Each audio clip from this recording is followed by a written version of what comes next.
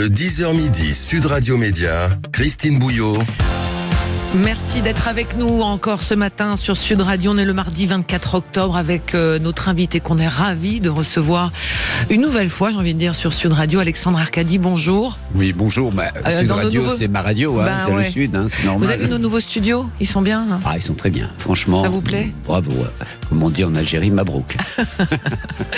Vous êtes avec nous ce matin parce qu'on va parler de votre nouveau film, 16e long métrage, qui sortira sur les écrans le 15 novembre prochain, Le Petit Blond de la Casbah.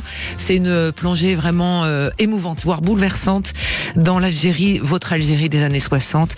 Les souvenirs de ce petit garçon, Antoine, ce petit blond au milieu de tous ces enfants avec des couleurs de cheveux bruns, galerie de personnages hauts en couleur, un casting incroyable, on y reviendra tout à l'heure. Vous faites actuellement le Tour de France avec votre film. Vous serez, je le signale, dans 2 jours à Perpignan pour le présenter, jeudi soir au cinéma Le Castillet. Comment c'est perçu, comment c'est reçu ces souvenirs d'Algérie? Écoutez, je fais vraiment un tour de France en ce moment et je vois la réaction du public. Quel bonheur pour un metteur en scène, parce que quand on fait un film, on est un petit peu en dehors du monde, même si on a une équipe technique autour de soi et puis des acteurs magnifiques. Mais on a envie que d'une seule chose, c'est de donner aux spectateurs ce rêve qu'on a eu pendant des années et qu'on livre comme ça. Donc, la rencontre avec le public, c'est une rencontre toujours magique. Et alors, cette fois-ci, c'est quand même très étonnant. Alors, c'est vrai que les metteurs en scène disent toujours, c'est formidable, c'est magnifiquement reçu, etc. Bon, ça, c'est normal, Mais, en l'occurrence, pour celui-là, pour Le Petit Blond de la Casbah, je dois dire, je suis bluffé. Je m'attendais pas à une telle adhésion émotionnelle. Il y a une spectatrice qui m'a dit une phrase qui m'a percuté. On pourrait la mettre en slogan sur l'affiche. Elle m'a dit: j'ai vu votre film, j'ai ri, j'ai pleuré, je me suis régalé. Bon, effectivement, c'était quelqu'un du Sud avec l'accent. Mais quel bonheur d'entendre une phrase comme celle-là quand on voit ce film, qui est un film à la fois d'émotion, qui est une comédie hilarante, comme vous l'avez dit, et puis évidemment le drame de la rupture, le drame du retour, enfin ce que nous connaissons déjà. Oui, avec cette ville magnifique, Alger. Alors, n'a pas été tourné tout le temps à Alger, mais les couleurs, vraiment, c'est une plongée qu'il faut pas rater pour se comprendre la nostalgie, l'émotion. On y reviendra aussi autour de tout ça, de tout ce qui peut se cacher derrière les histoires des personnages de votre film. Question, vous regardez la télévision souvent? Vous êtes un fan en ce moment, oui, plutôt, parce collé, que les informations, effectivement, on est préoccupé par ce qui se passe, plus que préoccupé, déchiré. Et c'est pour ça que, vous savez, dans un premier temps, j'ai été un petit peu en retrait. Je me suis dit, oh là là, les événements, c'est terrible. Le poids de la tragédie du monde nous pèse sur les épaules. Et puis, quand je vois les spectateurs dans les salles qui sortent du petit écran, si je puis dire, pour se plonger dans une histoire d'il y a quelques années, et que je vois leur bonheur, je me suis dit: qu'est-ce que c'est bon le cinéma quand même, quand on nous fait sortir de ce quotidien qui est difficile, puisque ce Petit Blond de la Casbah, c'est au fond une bouffée de bonheur, de plaisir, ces grandes tablées, cette famille, ces enfants, ces personnages hauts en couleur. Moi, ça me ravit de donner autant de plaisir aux spectateurs, oui. Surtout en ce moment. Alors on va faire le zapping tout de suite, et c'est avec Clément Bargue, vous bougez pas. Sud Radio Média, l'instant zapping. Bonjour Clément. Bonjour Christine, alors, bonjour à tous. On commence le zapping aujourd'hui avec bien sûr les actualités du jour. La situation au Proche-Orient qui s'est invitée à l'Assemblée nationale dans une ambiance électrique. Depuis le 7 octobre et l'attaque du Hamas contre Israël, la classe politique française se déchire. Un débat sur la situation s'est tenu hier après-midi à l'Assemblée nationale où chaque groupe a défendu sa position. Première intervention à la tribune, celle d'Elisabeth Borne qui a rappelé la position de la France. Résumé de nos confrères de Quotidien. Israël ne doit pas tomber dans le piège du Hamas. Les 2 millions d'habitants de Gaza sont dans une situation d'une extrême gravité. Puis les différents chefs de groupe se sont exprimés, mais la prise de parole la plus attendue, c'était celle de Mathilde Panot, présidente du groupe LFI. Cessez le feu. Voilà l'appel que vous refusez toujours à lancer. Madame la Première ministre, vous avez choisi d'abandonner la position historique de la France qui a fait sa grandeur. La France est entre vos mains devenue un État aligné sur les États-Unis et sur le gouvernement israélien va en guerre d'extrême droite. Alexandre Arcadi, quand vous voyez le débat à l'Assemblée nationale, la position de certains groupes politiques, vous dites... Franchement, je veux pas en parler. Ouais. Je veux pas en parler de cette partie de l'Assemblée nationale d'extrême gauche qui a basculé. Elle a basculé, je veux dire, c'est devenu presque inaudible pour ceux qui ont un tout petit peu de raison. Alors, ne jetons pas de l'huile sur le feu. Je ne sais pas pourquoi ils cherchent à créer cette division. Mais c'était si simple, c'est une attaque terroriste ignoble, il fallait la dénoncer, même si on pense au problème palestinien, et on en est tous là à penser à ce problème palestinien, mais face à l'abjection, il n'y a même pas à réfléchir, ce sont des gens méprisables.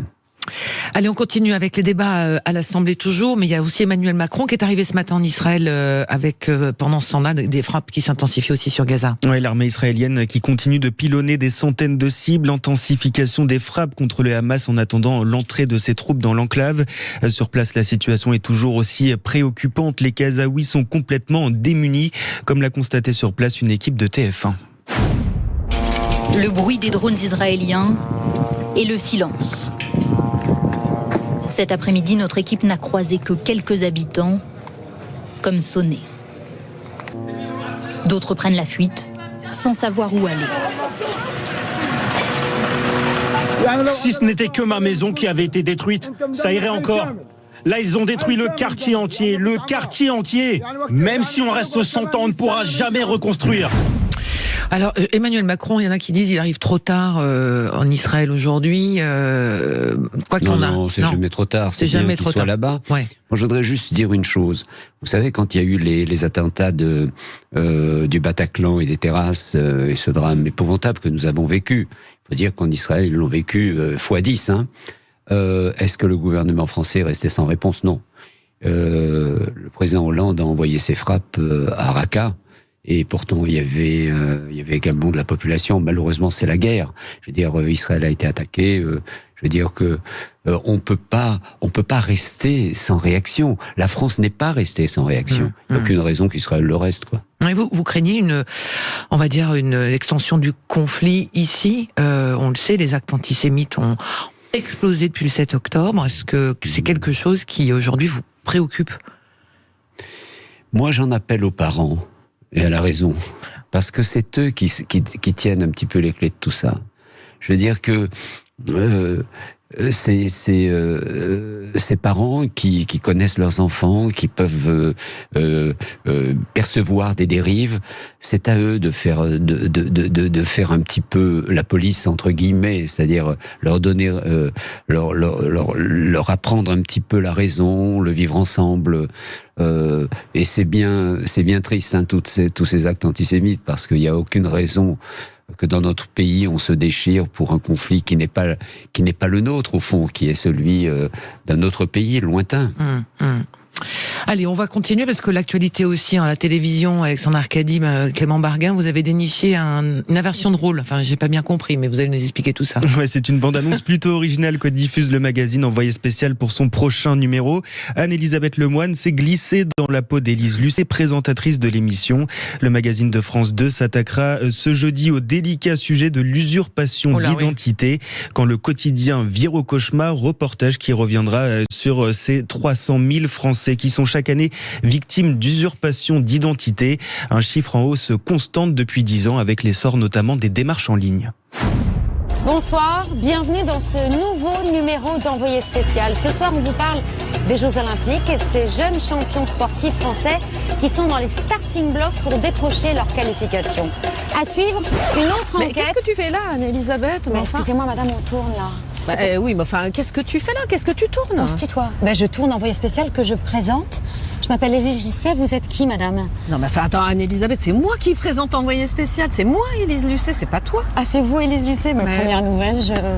C'est elle, Élise Lucet. Enfin, bon, c'est quand même extraordinaire.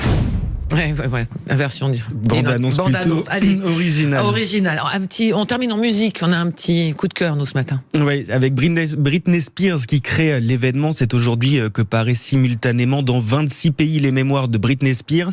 Un livre truffé d'anecdotes qui raconte les dessous glauques d'Hollywood et des majors de la musique, le sexisme, la misogynie, les brimades constantes révélées par le tube Baby One More Time en 1999.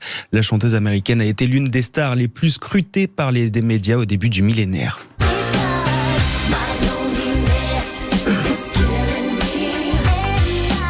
C'est vrai qu'elle a vécu un enfer quand même, cette artiste complètement sous la coupe de son père. Sous tutelle. Sous tutelle, il a fallu qu'elle se batte pour pouvoir récupérer sa propre vie, quelle qu'elle soit. C'est incroyable. Alors moi j'en ai une de préférée, moi, de Britney Spears, perso. Ça marche aussi. Merci beaucoup Clément Barguin. Dans un instant, on se retrouve sur Sud Radio avec notre invité média ce matin, le réalisateur Alexandre Arcadi, pour son prochain film qui sortira mi-novembre sur les écrans, Le Petit Blond de la Casbah. Tout de suite.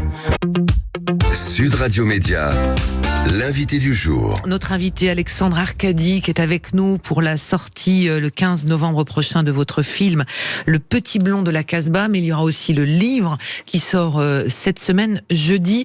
Le livre et le film, c'est indissociable, Alexandre Arcadi? Bah oui, parce que sans le livre, il n'y aurait pas eu de film. Ouais. Et j'ai écrit ce film il y a quelques années. Il est en réédition chez Plon maintenant. Et au fond, il me fallait un peu de temps. Vous savez, il est dit dans l'Ecclésiaste, il y a un temps pour tout, un temps pour écrire, un temps pour filmer. Et ben voilà, moi j'ai pris le temps pour filmer. Mais il faut que je vous avoue quelque chose, c'est que en écrivant ce livre, cette histoire personnelle, dans cette famille absolument hilarante, je veux dire, j'ai été entouré de personnages tellement... C'était vraiment comme ça? Ah oui, c'était comme ça. Ma grand-mère mesurait 1,50 m, elle pesait 150 kilos, elle pouvait pas se déplacer. Un de mes oncles était proxénète. Alors, on dit ça comme ça, mais il avait des belles chaussures bicolores. Mon père, cet ancien légionnaire qui a fait 19 ans de légion étrangère, ce Hongrois au crâne rasé, il ressemblait à Yul Brynner. Et la nuit, quelquefois, je le voyais à table en train de manger des poivrons verts pimentés comme ça avec un verre de vin. C'est des visions inouïes. Et pourquoi cette film a cette ambiance? C'est que ma grand-mère habitait chez nous dans un petit appartement, mais comme elle était la maîtresse de la tribu, si je puis dire, tout le monde venait nous voir et nous étions au cœur de l'édifice, et tout le monde était là. C'était les grandes tablées, les rigolades, les fêtes passées ensemble. Évidemment, le drame, puisqu'à la fin de la guerre d'Algérie, il a fallu quitter tout ça, partir, laisser les morts là-bas. Et puis, ce moment incroyable que je revois encore, nous étions sur le bateau, on partait pour la France, et ma mère s'est retournée vers nous, ces petits gamins comme ça, et elle nous a dit « J'ai oublié les photos dans le buffet de la cuisine ». Et je m'entends lui dire, maman, je te les ramènerai. Au fond, si j'ai été cinéaste, en faisant d'abord le coup de Sirocco, c'était pour rendre ces photos. Et quel bonheur de pouvoir, pour un metteur en scène, reproduire, refabriquer, remettre en scène toute une époque qui n'existe plus, cette jeunesse extraordinaire. On a tous été de jeunes adolescents, pas encore adultes, plus tout à fait enfants, avec tous les rêves dans la tête. Et puis voilà, moi j'ai eu cette possibilité de remettre ça en scène. Au moment où d'autres metteurs en scène l'ont fait, bizarrement, c'était incroyable, cette similitude. Que ce soit Spielberg, que ce soit le film Romain, La main de Dieu. Il y a plein de metteurs en scène qui ont tout d'un coup raconté leur enfance. Voilà, je raconte la mienne. Elle est très personnelle, mais au fond, elle est très universelle. Allez, on va écouter un extrait de la bande-annonce de votre film Le Petit Blond de la Casbah. Tu vois, là-bas, c'est la Casbah. C'est là où je suis né. Avec tes cheveux si blancs. On était vraiment une drôle de tribu. Mon père avec son crâne rasé. T'es capot, moi, Jacob. Pas pour mes enfants. Ma mère, c'était la plus belle. C'est le plus beau soleil du quartier. Arrête. Heureusement que mon mari, il est pas là. Mes frères, toujours habillés pareil. Et mes copains. Rosoli, c'est le meilleur pour les créponnés. On était pauvres, mais on s'en rendait pas compte. Un dimanche d'été, le cœur battant, j'allais vivre un moment qui allait changer ma vie. J'ai découvert le cinéma. Mais la guerre allait tout bouleverser. C'est comme ça le cinéma. C'est comme la vie. On va partir. On vivait la peur au ventre, en faisant semblant de continuer, comme si la vie était plus forte. Voilà, le petit blond de la Casbah, extrait de la bande-annonce. Alors, on l'entend dans cette bande-annonce, Alexandre Arcadi. Il y a aussi votre amour du cinéma, ce coup de foudre dans cette salle de cinéma. Dans le film, on le voit avec les Jeux interdits. Brigitte Fossé, toute petite, et vous regardez ce film. En tous les cas, le petit Antoine dans le film fond en larmes et il se dit. Oui, ça a été une révélation. Ouais. Je veux dire, un déclic. Alors, j'imaginais pas à cette époque-là devenir metteur en scène, mais le cinéma m'a permis de traverser ce moment un peu difficile de cette Algérie française, parce que je me réfugiais dans ces salles et j'ai toujours été spectateur, pas cinéphile, spectateur. C'est-à-dire que pour moi, les films, c'est plus important de voir tous les films. Et cette période-là, j'en garde une trace magnifique, un petit peu comme dans Cinéma Paradiso, quoi. Je veux dire que on est dans l'exaltation de ce gamin, entouré d'une famille absolument incroyable, des voisins. Moi, quand je pense à ma voisine Pierrette, la Cartemansienne, elle était la famille. Ça faisait partie de la famille. Elle était là, j'allais la voir et je lui disais, Pierrette, est-ce que je vais devenir metteur en scène? Alors elle tirait les cartes, elle dit, je vois rien, il y a trop de choses dans la tête d'un enfant, je ne vois rien, alors qu'elle voyait tout. Mais enfin, voilà, c'est cette ambiance-là que j'ai voulu créer, une ambiance joyeuse, bon enfant, méridionale, parce que on était dans un pays magnifique, le soleil, la mer, tout nous était donné à profusion, comme disait Camus, et ce metteur en scène qui revient à Alger présenter son film, il y a cette double lecture dans le cinéma, dans ce film. On voit l'Algérie d'aujourd'hui, avec ce qu'il en reste de cette présence française, et puis on voit cette période magique, incroyable, insouciante de ce pays qui était en ébullition, qui était en joie de vivre, qui était en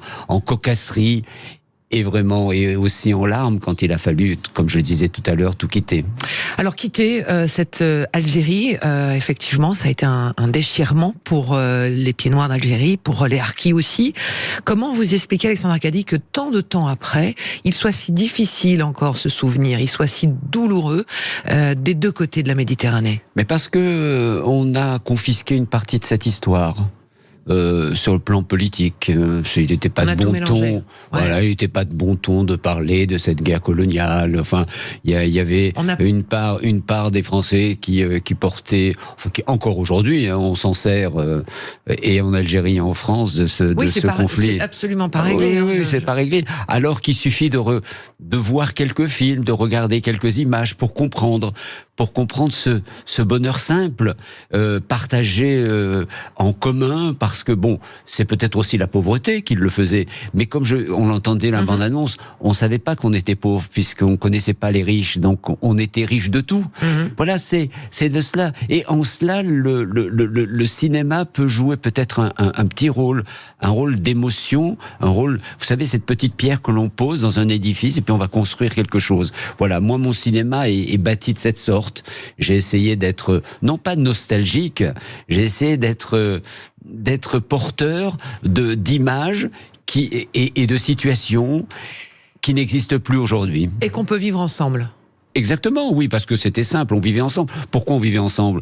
Parce que d'abord, les appartements étaient tout petits, et puis que les portes des appartements des autres étaient ouvertes. Alors les gamins gambadaient, allaient chez l'un, chez l'autre, voilà, c'était comme ça. C'était tout simple, mais c'était tellement bien. Alors, je voudrais que vous me parliez aussi de cet incroyable casting. Alors, je donne juste Smaïn, Marie Gillin, Michel Boujna, Jean Benguigui, Valérie Caprisky, Dany Briand, Christian Berkel, Françoise Fabian, Pascal Elbé, Franck Dubosc, et je dois en oublier, et le formidable petit Antoine, également dans votre film. Vous aimez ce côté tribu? Ça s'est passé comment sur le tournage, surtout? D'abord, dans ma vie, c'était une tribu, franchement, tout à l'heure je le disais. Et puis, au fond, quand j'ai donné le scénario aux acteurs, c'est le premier filtre, c'est le premier spectateur. Il y a eu une adhésion immédiate. L'un avait 2 jours de tournage, Dubosc, c'est un exemple extraordinaire. Oui. Il m'appelle, il dit, je suis pas dans le film. J'ai dit, mais j'ai rien pour toi, Franck, j'ai un personnage pour une journée. Il m'a dit, je prends, je viens, et il est venu. C'était extraordinaire. Et puis, j'ai eu une chance de découvrir un jeune garçon, un jeune acteur, Léo Campion. Oui. Vous vous rendez compte? Je le découvre dans le film de Baratier, Le Temps des secrets, où il joue Marcel Pagnol. Et là, il interprète mon rôle. Quel beau cadeau de la vie, franchement. Oui, à suivre, bien sûr, et éternellement. Pour vous, Alexandre Arcadi, cette pré-tournée que vous faites en ce moment dans les cinémas, de province, je rappelle que vous serez donc jeudi soir à Perpignan. Perpignan, on risque d'avoir un accueil fort en émotion aussi. Oui, mais elle l'a été aussi à Valenciennes, par exemple. Ah ouais. Oui, c'est extraordinaire. C'est-à-dire que, je sais pas, moi, les spectateurs ont envie de découvrir cette tribu. Vous parliez d'une tribu, ce monde. Pour certains la connaissent, d'autres de la nouvelle génération la connaissent pas et ont envie de la découvrir. Et pour ceux qui ne savent pas, ils sont étonnés de se dire « Ah, c'était comme ça ». C'était aussi heureux, aussi éclatant et aussi éblouissant de lumière et de soleil, parce que c'était ça aussi. Et le film, il a cette vision. Ce livre et ce film, le livre ressort donc à la fin de cette semaine, et il y a le film le 23 novembre. Non, le 15 novembre. Le 15 novembre. Wow, 15 novembre, voilà. Sorti le 15 novembre, tout à fait.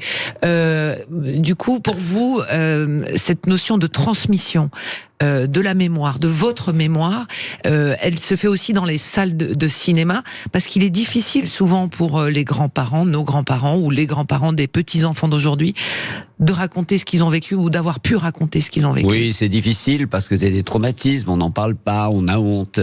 Alors les générations suivantes prennent comme ça quelques petits éléments, de choses comme ça, mais ils n'ont pas de vision. Et tout d'un coup, un film comme celui-là arrive et apporte une imagerie. Une imagerie qui est certes la mienne, personnelle, mais qui raconte la vie de tout le monde, au fond.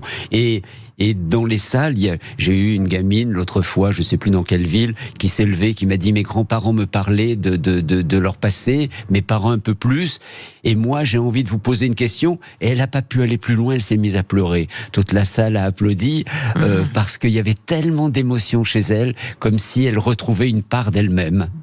Alors ce film qui va sortir on est bien d'accord, 23 novembre, 15 novembre. 15 novembre, voilà. Oui, mais j'ai sorti 23 novembre, donc effectivement sur ma fiche. Et le livre qui sortira donc à la fin de la semaine, Alexandre Arcadi, merci beaucoup d'avoir été avec nous sur Sud Radio. C'est un cadeau, ce petit bout de film. C'est 2 heures à passer en salle avec vous. Oui, dans la période un peu... oui, un peu sombre, là, ça fait du bien. Et on peut vivre ensemble. Ce qui voilà, ça fait du bien d'être dans cette salle, et puis à la fois de rire et de pleurer et de s'émouvoir. Bon, ça touche parce que ça raconte une part de notre histoire aussi. Et petit Antoine qui découvre le cinéma, vous découvrez le cinéma, puisque c'est vous, avec cette scène vraiment touchante. Vous êtes dans cette salle de cinéma, ce petit Antoine, il fond en larmes en regardant le film avec Brigitte Fossé, Jeux interdits. Ça nous rappelle tellement de choses. Merci beaucoup Alexandre Arcadi d'être venu nous voir sur Sud Radio ce matin. Dans un instant, le média, le supplément. On va parler de la France, un incroyable talent. Cette émission, ça fait la 18e saison. On va voir comment elle se fabrique avec la productrice et le directeur de casting. À bientôt. Le 10h midi, Sud Radio Média, Christine Bouillot.